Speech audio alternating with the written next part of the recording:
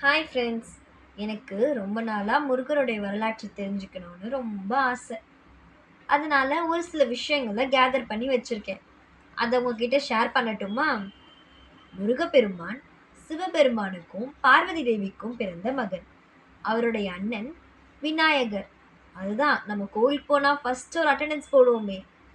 அவருக்கான ஒரு பாடலை நான் பாடட்டுமா?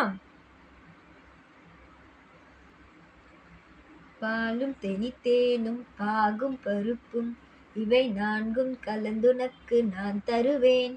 கோலமுசை துங்கக் கரிமுகத்து தூமணியே, நீ எனக்கு சங்கத் தமிழ் மூன்றும் தா. ஐந்து கரத்தனை யானை முகற்றனை நிந்தி நிலம்பிரை போலும் மெகிற்றனை நந்தி மகந்தனை ஞான கொழுந்தினை புந்தியில் வைத்தடி போற்றுகின்றேனே.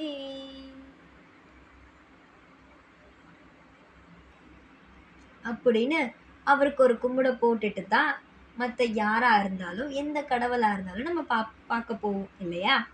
இப்போ நான் உங்களுக்கு முருகரை பத்தி தானே சொல்றேன்னு சொல்லியிருந்தேன். முருகருக்கு நம்ம தமிழ்நாட்டுல எவ்வளோ பேரும் புகழும் இருக்கும் தெரியுமா? ஏன்னா முருகப்பெருமான் நம் தமிழ் கடவுள், தமிழர்களால் போற்றப்பட்ட மிக சிறந்த ஒரு கடவுள். அவர் குழந்தை ரூபத்துல இருக்காரு. மயில வாகனமாகவும் சேவல கொடியாகவும் வீரத்திற்கு வேலையும் கொண்டவர் தான் நம்ம முருகப்பெருமான். முருகப்பெருமானுக்கு 6 படை கோயில்கள் இருக்குது. அது என்னென்னு தெரியுமா உங்களுக்கு? நான் சொல்லட்டுமா? திருத்தணி, திருச்செந்தூர், பழனி, பழமுதிர்சோலை, சுவாமிமலை, திருப்பரங்குன்றம். இந்த 6 படையிலையும் முருகப்பெருமான் சிறப்பா காட்சி அளிச்சிட்டு இருக்காரு. முருகப்பெருமானுடைய வரலாற்றை புராணங்கள்ல மிக சுவாரஸ்யமா கொடுத்திருக்காங்க. அதை நான் உங்களுக்கு சொல்லட்டுமா? தேவர்கள் அசுரர்களால் துன்பப்பட்டப்போ சிவபெருமானுடைய நெற்றிக்கண்ல இருந்து 6 தீப்பொறிகளை வெளியிட்டாராம். அந்த 6 தீப்பொறிகளையும் வாயு பகவான் சுமந்து கொண்டு சென்று சரவண பொய்கை அப்படின்ற நதியில அதை விட்டுட்டாராம். அதுல தாமரை பூக்கள் மேல 6 குழந்தைகளா அந்த தீப்பொறிகள் மாறியது. கார்த்திகை பெண்களால முருகப்பெருமான் 6 குழந்தைகளா வளர்க்கப்பட்டாரு. ஒரு வாட்டி பார்வதி தேவி அந்த 6 குழந்தைகளையும் அன்போடு ஒன்னா அணைச்சதுனால 6 முகங்கள் கொண்ட 6 முகனா அவருடைய தோற்றத்தை பெற்றாரு.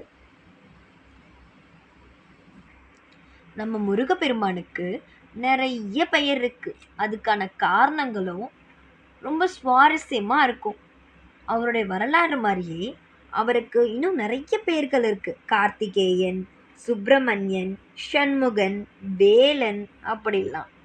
கார்த்திகேயன் அப்படின்னா சரவண பொய்கை ஆற்றிலிருந்து எடுக்கப்பட்டு கார்த்திகை பெண்களால் வளர்க்கப்பட்டதுனால அவரை கார்த்திகேயன்னு கூப்பிடுறாங்க. சுப்பிரமணியன் ஏன் தெரியுமா?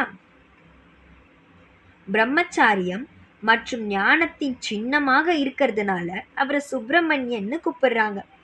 சண்முகன் 6 முகங்களை கொண்டிருக்கிறதுனால சண்முகன்னு அழைக்கப்படுறாரு. வேலன் அசுரர்களை அழிக்க சக்தி வாய்ந்த, சக்தி கொடுத்த வேலை கொண்டதால் அவரை வேலன் என்று அழைக்கிறாங்க. முருகப்பெருமான் குறிஞ்சி நிலத்து கடவுள், போரின் கடவுள், அன்பின் கடவுள், பக்தர்களுக்கு துன்பத்தை தொடைப்பவர் என்று போற்றப்படுகிறார். முருகப்பெருமான் 6 படை வீடுடையவர், அற்புதமாக போர் புரிபவர். போரை முடித்து விட்டுதான் வள்ளியை திருமணமும் செஞ்சுக்கிட்டாராம். முருகப்பெருமானை பத்தி பேசணும்னா எவ்வளோ வேணாலும் பேசிக்கினே போலாம். அதனால நான் அடுத்த வீடியோல மறுபடியும் கண்டினியூ பண்றேன். முருகப்பெருமானுடைய வரலாற்றை நம்ம தெரிஞ்சுக்கிறது அவ்வளோ பாக்கியமான விஷயம். நம்ம மனம் குளிரக்கூடிய விஷயம். அடுத்த வீடியோல பார்க்கலாம். Bye friends.